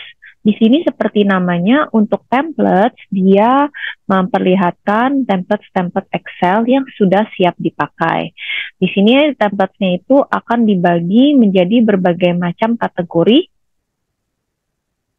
Kategori di sini ada add-in, ada company fundamentals, data stream, the analytics, economics, environment, social governance, estimates, fundamentals, dan yang lainnya. Oke, nah dari masing-masing kategori ini terdapat jumlah Excel yang bisa dipakai. Contohnya misalnya company fundamentals ada 18 Excel, dan untuk Excel ini bisa langsung teman-teman pakai dengan mengeklik tulisan download di sini. Apakah ini gratis? Jawabannya iya, ini semuanya gratis, memang sudah termasuk di dalam paket yang sudah di-subscribe oleh Universitas Indonesia. Oke.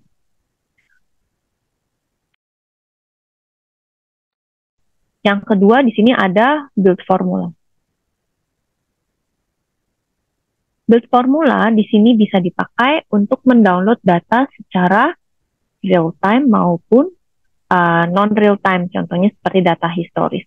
Saya akan contohkan, misalnya kita mau download data real time.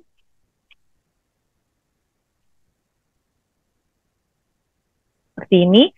Step pertama kita masukkan instrumen. Kita nggak perlu masukin kode, masukin nama sahamnya aja, maka dia akan muncul seperti tadi. Bisa lebih dari satu. Ya, dia akan muncul suggestion-nya, kita klik suggestion-nya, lalu setelah itu step kedua pilih yang paling kiri real time, kalau yang kanan untuk data historis. Sekarang kita lihat real time dulu. Untuk data real time, lalu klik yang tulisannya real time. Maka di sini nanti akan muncul field atau data yang masuk ke dalam kategori real time. Misalnya saya mau closing-nya, tapi ini udah jam 3, seharusnya udah nggak gerak datanya, soalnya IHSG kini udah tutup. Lalu ada net change, dan juga misalnya contohnya, ya dua ini misalnya close dan net change. Kemudian step ketiga langsung saya klik insert. Oke, step pertama masukkan instrumen di kotak instrumen, sahamnya, ini bisa saham, bisa forex, bisa bonds, juga bisa, ya. Step kedua, pilih yang ini, yang real time, lalu pilih field-nya. Pastikan setelah field-nya dipilih atau setelah diklik add, dia muncul di sini selected item. Ya. Lalu step ketiga, klik insert. Nah, ini dia, nggak bergerak, maaf ya. Mungkin kita bisa coba dengan contoh yang lain, misalnya forex, yaitu yen pang. Karena kalau jam 3 ya rupiah juga sudah closing, udah nggak bergerak juga. Misalnya bid dan asnya, Ya. Step ketiga, klik insert. Nah, ini. Nah, bergerak ya, teman-teman, kita bisa lihat. Jadi, ini benar-benar data real time. Tuh, ya, bergerak. Untuk data real time seperti itu, dia memang sangat mudah, sangat straightforward sekali. Ya, kalau misalnya ingin melakukan perubahan, contohnya saya mau tambahin field di dalam si gap pengisian ini. Gimana caranya? Caranya adalah kita tinggal klik cell yang ada rumusnya, lalu klik build formula. Jadi dengan mengeklik sel yang ada rumusnya, lalu klik build formula, maka formula builder dia akan mempopulasi step pertama di instrumen, step kedua di selected items itu dengan field dan juga data-data yang sudah kita pilih sebelumnya. Seperti ini. Misalnya saya mau tambahin sekarang euro, bisa tinggal saya tambahin. Sama Aussie dollar, bisa ya. Kemudian saya tadi tambahin apa? Net change ya. Nah, misalnya seperti ini. Lalu setelah itu baru saya klik insert. Data-data yang saya tambahkan tadi langsung muncul secara otomatis di kolom yang sudah tersedia.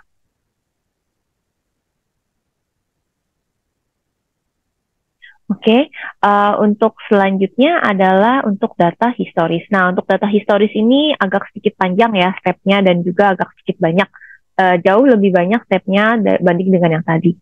Untuk data historis, saya biasanya memakai template seperti ini.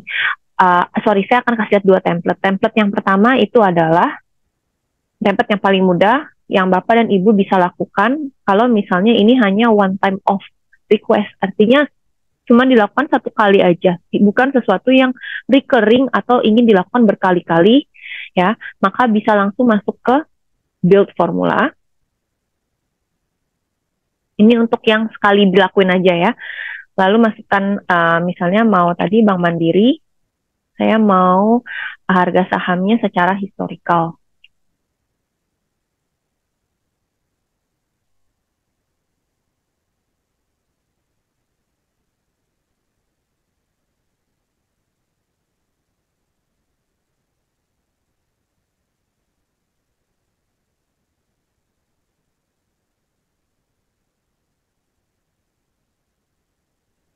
Step pertama, saya masukkan instrumen sahamnya. Step kedua, saya pilih yang time series.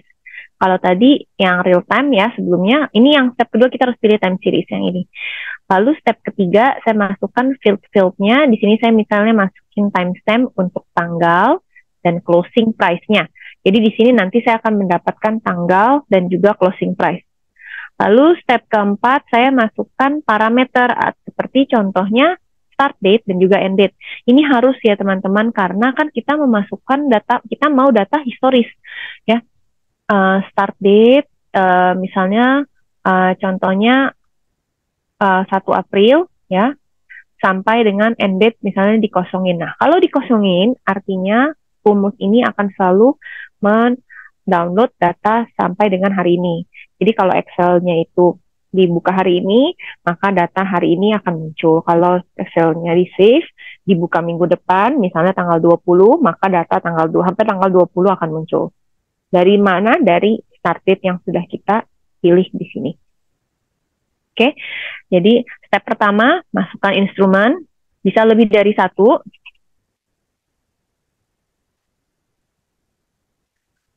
Step kedua, memasukkan time series. Kita pilih misalnya timestamp sama closing price. Step ketiga, parameters dan quick function. Masukkan start date dan juga end date-nya. End date-nya boleh dipilih sebagai kosong supaya bisa selalu mendownload data terakhir as of today. Lalu baru klik insert. Oke, hasilnya seperti ini. Ya.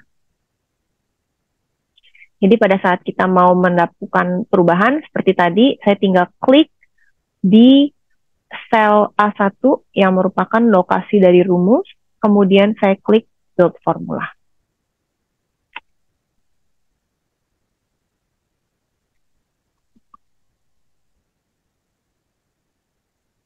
Nah, untuk data historis ada template selanjutnya yang saya rasa ini cukup enak dipakai. Jadi yang pertama-tama saya akan meng-highlight seperti ini.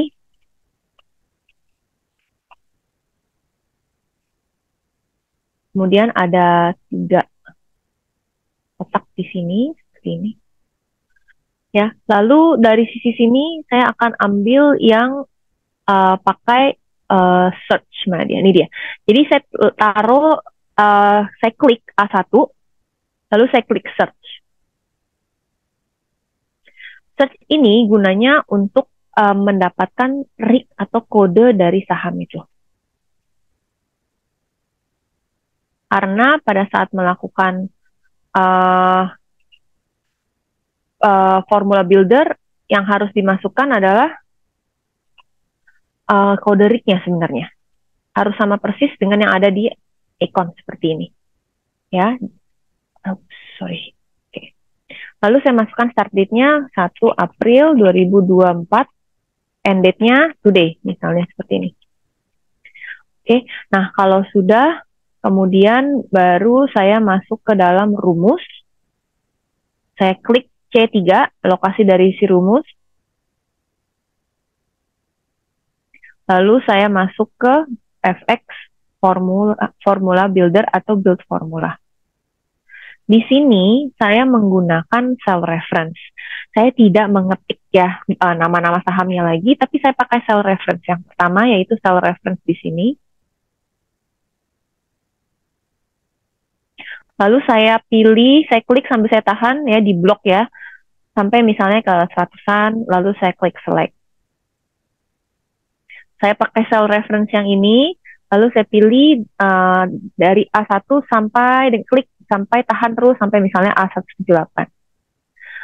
Lalu selanjutnya saya klik yang kedua, yaitu yang untuk data historis. Saya pilih timestamp dan juga closing. Step ketiga, itu agak sedikit berbeda, saya pakai cell reference untuk start date.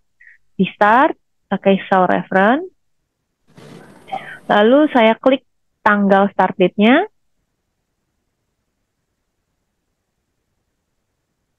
Lakukan yang sama untuk end date, cell reference. Saya klik yang tanggal end date-nya.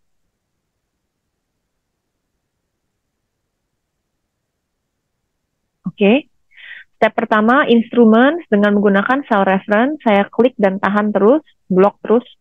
Lalu step kedua, select yang time series, lalu pilih timestamp dan close. Step ketiga dan keempat, start date dengan menggunakan cell reference. Yang diklik adalah tanggalnya. Lalu step yang kelima, saya klik layout di pojok kiri bawah. Kemudian di sini saya bisa melihat preview ya, daripada nanti hasilnya seperti apa. Lalu saya masukkan instrumen ke dalam kolom supaya setiap kolom header itu ada instrumennya. Jadi kita tahu kolom D, kolom E, kolom F itu untuk saham apa. Kita tidak perlu menebak-nebak. Oke, kalau sudah, saya klik yang hijau di sini. Klik yang hijau, kotak hijau di sebelah rumus, baru klik insert. Supaya lokasi rumusnya di sini. Ya. Nah, seperti ini teman-teman. Ini sangat berguna karena kalau misalnya nanti teman-teman mau melakukan perubahan, tinggal dirubah di kotak sini. Nggak perlu masuk ke build formula karena kita semuanya memakai cell reference. Contohnya tanggalnya mau dirubah dari tanggal 1/1/2024, bisa. Mau sampai 31 Januari, juga bisa. Untuk tanggal, tolong perhatikan apakah teman-teman punya format itu month-month, day-day, atau year. Ini saya punya format seperti ini yang di Excel saya. Atau day-day, month-month. Ini sih harus teman-teman yang coba sendiri ya di Excel-nya ya, formatnya date-nya seperti apa. Kalau saya kan yang ini. Ya, jadi untuk penggantian tanggal sangat mudah, tinggal ganti tanggalnya di sini. Lalu untuk menambahkan atau mengganti saham yang ingin saya ambil gitu, bisa tinggal langsung taruh di sini. Misalnya mau nambahin BCA, saya tinggal klik search, lalu saya ketik Bank Sentral Asia. Indosat contoh saja ya.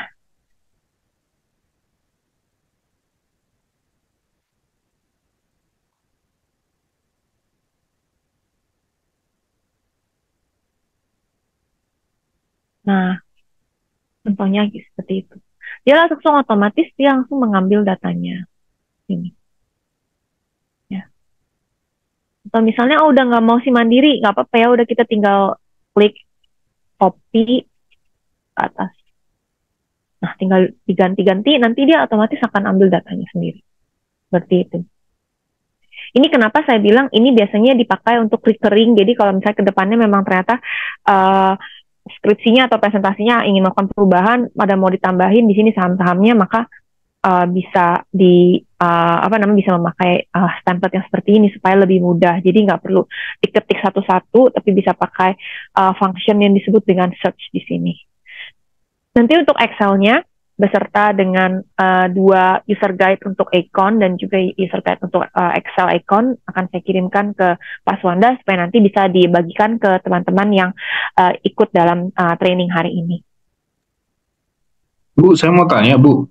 Ini kalau Ya. misalnya samplingnya itu seluruh indeks, misalnya indeks atau kita mau tarik data semuanya di bursa gitu, itu gimana caranya, Bu ya?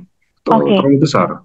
Oke, kalau seperti itu pertama-tama kita harus ekstraksi indeksnya dulu karena kita harus mendapatkan list nama sahamnya. Nah, caranya kita bisa pakai build formula. Lalu di sini kita bisa masukkan indeksnya. Tapi ini biasanya saya saranin sih kita cek dulu indeksnya itu apa. Misalnya contohnya mau IHSG, tapi misalnya saya nggak tahu kode IHSG, saya bisa pakai search. Lalu misalnya seperti ini, kan saya dapat nih kode indeksnya IKSE. Lalu di sel sebelahnya saya bisa pakai build formula. Kemudian saya tambahkan 0 agar IHSG titik IKSG. Lalu pilih yang ini. Harus pakai 0 pagar depannya supaya kita bisa mengekstrak, mengambil, mendownload member-member dari si IHSG. Ya, lalu saya klik insert. Maka dia akan memunculkan, bentar ya, membernya dari si IHSG.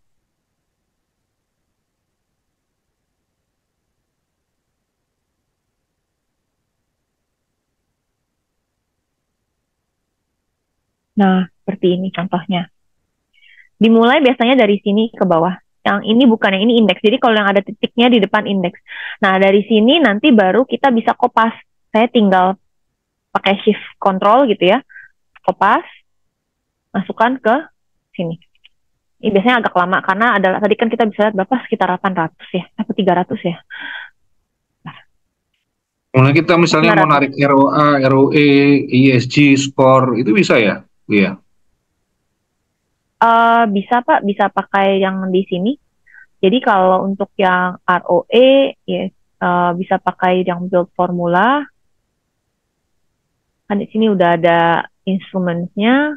Kemudian untuk datanya kita berarti masuk ke dalam yang fundamental yang di sini.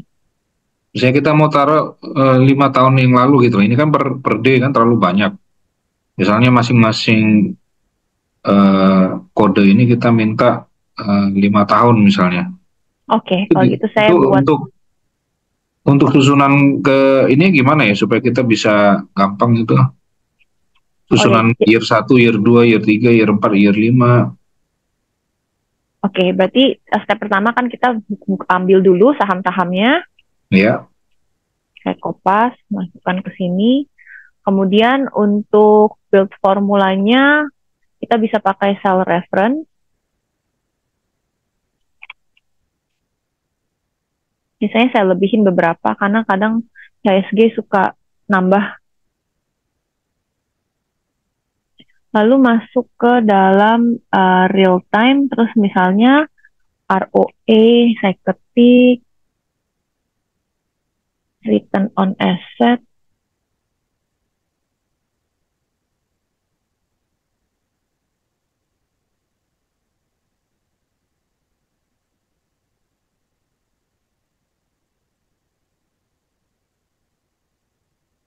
Nah, ini kan ada pilihannya macam-macam, Pak. Jadi bisa dipilih aja mau yang mana ROE-nya.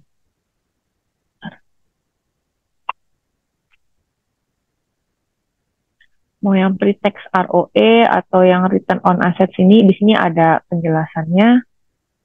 Kemudian nanti bisa Itu yang aktual yang itu, aktual, parameter. ROA actual. Oke, Ya. yang ini. Nah, kita mau misalnya mau filter tahun berapa ke tahun berapa gitu. Ya, kita ke parameter, lalu klik yang series.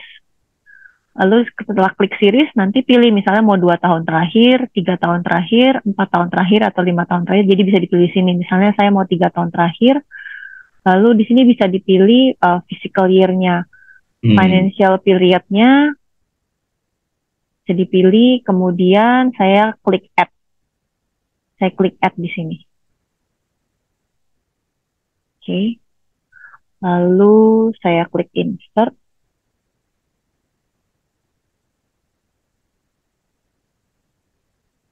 Nggak muncul.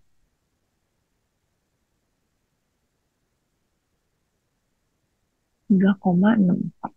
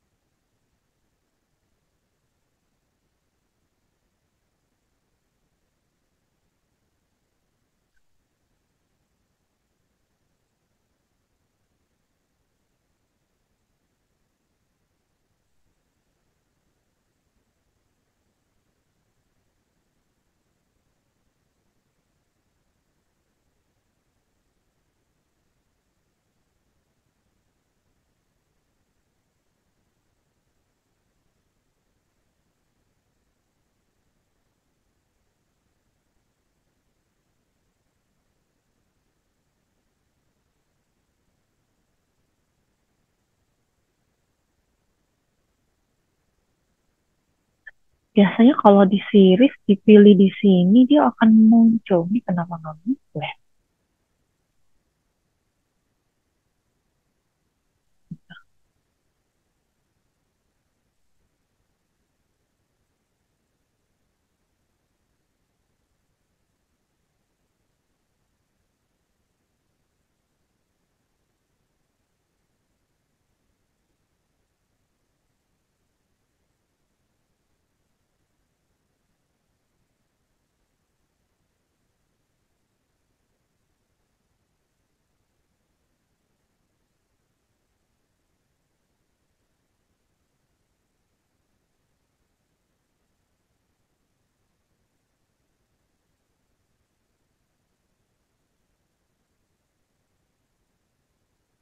Nanti saya coba cek dulu deh Pak.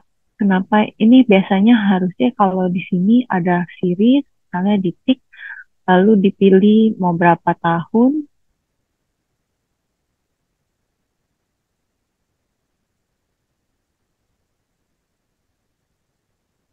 dalam bentuk year. Jadi kalau di sini FY 0 berarti artinya 5 tahun. Jadi physical year 0, minus 1, minus 2, minus 3.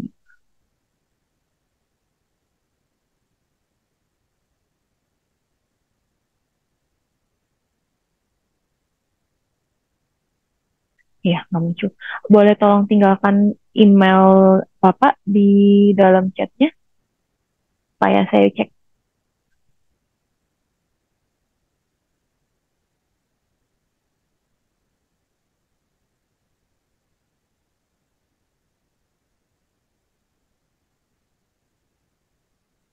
Termasuk nanti kalau data ESG juga bisa ini Bu, ya, ditarik di sini ya. Data ESG harusnya bisa. Ini kayak 00 berarti dia nggak ada data ya Bu ya? Iya, betul. Data ESG berarti dengan nama seperti Pokoknya tadi. ESG score. Ini saya beberapa aja ya, Pak. Misalnya segini ya, supaya nggak terlalu lama. Ini. Bapak mau ESG score-nya ya, Pak ya? Ya kita kan misalnya mau penelitian ini impact Ya, terhadap ESG score, ROA, ROE, kemudian oke. Kalau parameter yang misalnya lain kan, untuk ESG, saya boleh nggak sarankan sebaiknya pakai yang di ini sih Pak, yang di web. web ya, karena kalau di situ langsung dapat 80 saham yang memang sudah ada ESG score. Kalau di sini nanti hasilnya beratus-ratus saham akan nol Pak. Biasanya seperti itu. Tapi nggak apa-apa kalau memang Bapak tetap mau di sini, cuma nanti tampilannya kurang bagus Pak, karena memang kan hanya ada 80 saham dari 900-an saham di IDX yang hanya ada ESG score-nya. Jadi biasanya sih kalau ESG score, saya sarankan pakai yang metode tadi yang sudah saya jelaskan sebelumnya, ke ESG peer analysis, masukkan Indonesia, lalu tik semua industri, keluar tuh Pak 80 saham, lalu dimasukin kolomnya, mau ESG score, environmental score aja, atau social score, baru diekspor ke Excel, seperti itu Pak.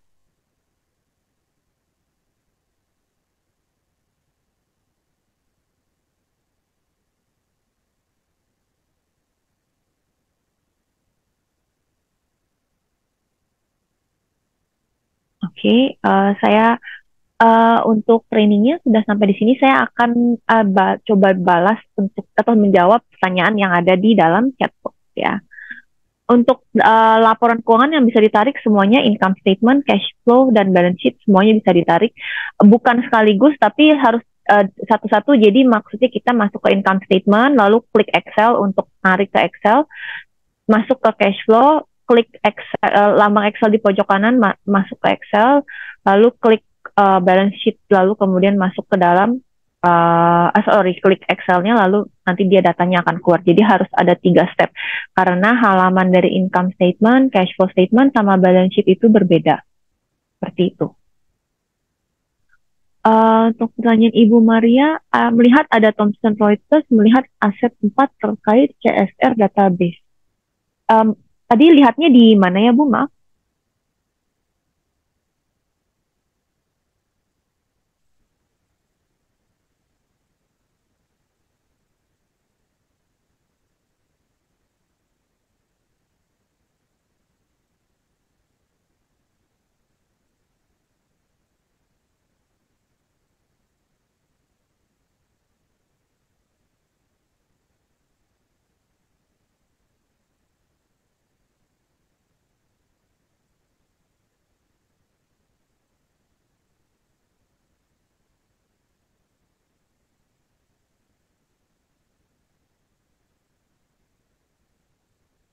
Di penjelasan tadi, waduh,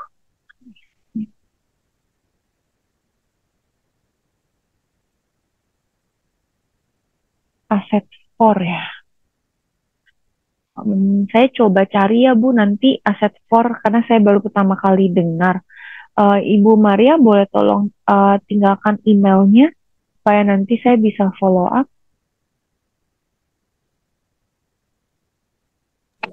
Oh, izin Bu, ini kami dapat dari paper penelitian gitu Bu, Tomus yang aset 4-nya itu Bu. Boleh saya lihat papernya? Oh, papernya ada, saya boleh ini nggak Bu, share lewat apa namanya, laptop saya Bu. Oh, maksudnya saya unshare ya screen-nya? Oh iya, izin ya Bu ya. Oke. Bu, ini kalau mau kita langganan Refinitiv untuk student, nggak ada harga berapa ya Bu ya? Untuk harganya nanti saya harus cek dulu ya ke Mbak Dia, karena bagian harga itu kan di Mbak Dia. Tapi kayaknya kalau nggak salah sekarang sekitar, aduh saya takut salah sih. Tapi ya kayaknya di atas per bulannya itu di atas 28 juta ya, kalau nggak salah. 28 juta ya Bu ya? Di atas ya di atas segitu. Saya kurang tahu sih karena kan dia tiap tahun ada price increase.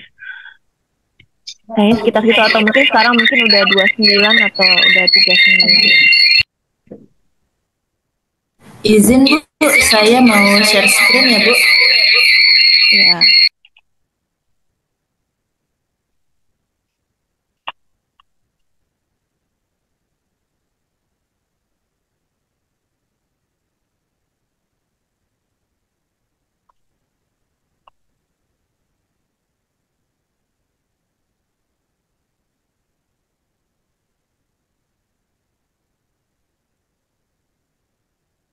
Ini boleh dikirim nggak linknya itu? Linknya boleh dikirim ke saya?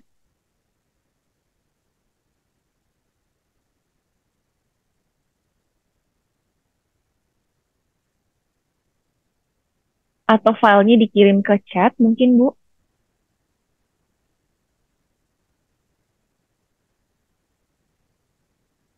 Sama ini Bu, ini kadang-kadang dia agak lama loading kalau misalnya kita ngambil data yang banyak. Kenapa Bu ya? Iya, emang seperti itu, Pak. Kayak tadi juga pas saya ambil 900 data dari saham, loadingnya emang agak lambat. Emang seperti itu. Karena dia memang feeding satu persatu kan. Apalagi kalau misalnya kayak ada waktu itu saya dapat user dia mau ngambil data dari IHSG pertama kali kayak tahun 1998 ya apa berapa. Itu memang lama sekali. Tapi akhirnya bisa kok ditungguin aja. Cuman jangan klik yang lain. Izin Bu, saya sudah kirim papernya Bu di kolom chat Bu. Iya, saya save dulu sebentar. Mana dia?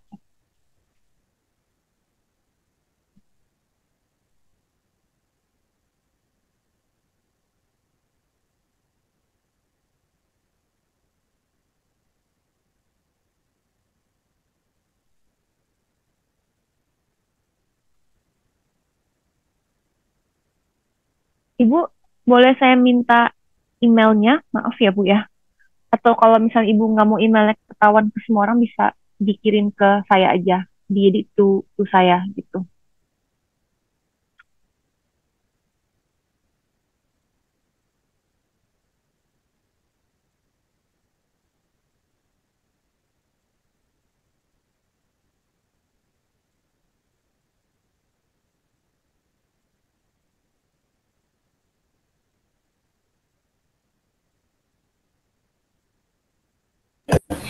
Izin Bu, sudah Sukma share email Sukma private ke saya save dulu emailnya.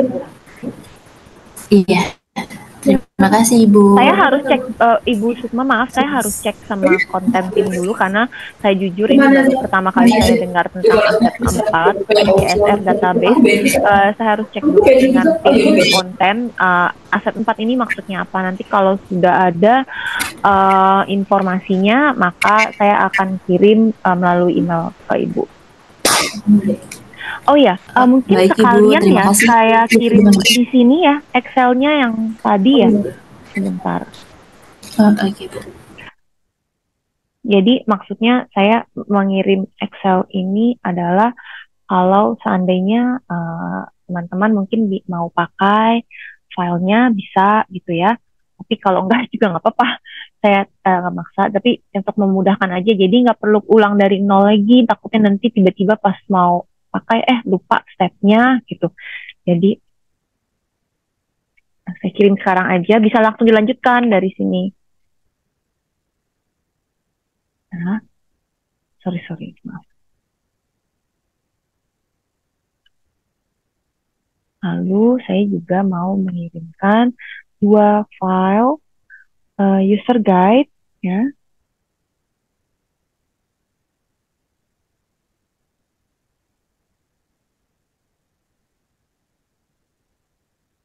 Ini user guide yang pertama. Coba ya saya bisa kirim nggak ya? Oh nggak bisa, di blok. Sorry, di blok sama company saya sendiri. Berarti saya tetap WA ke Bapak Swanda ya nanti ya. Nanti Pak Swanda minta tolong ya Pak untuk di-share ke teman-teman. Ada 2 PDF sama 1 Excel.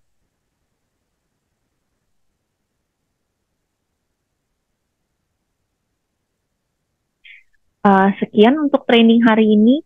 Kalau tidak ada pertanyaan lagi, maka trainingnya akan saya tutup. Terima kasih banyak untuk teman-teman yang sudah menghadiri training. Terima kasih juga untuk pertanyaannya.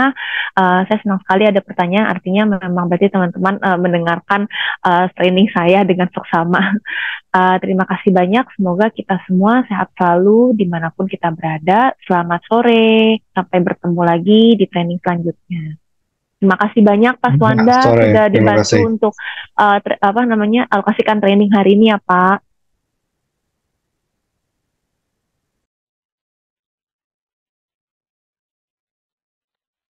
Saya izin leave ya Bapak Ibu sekalian.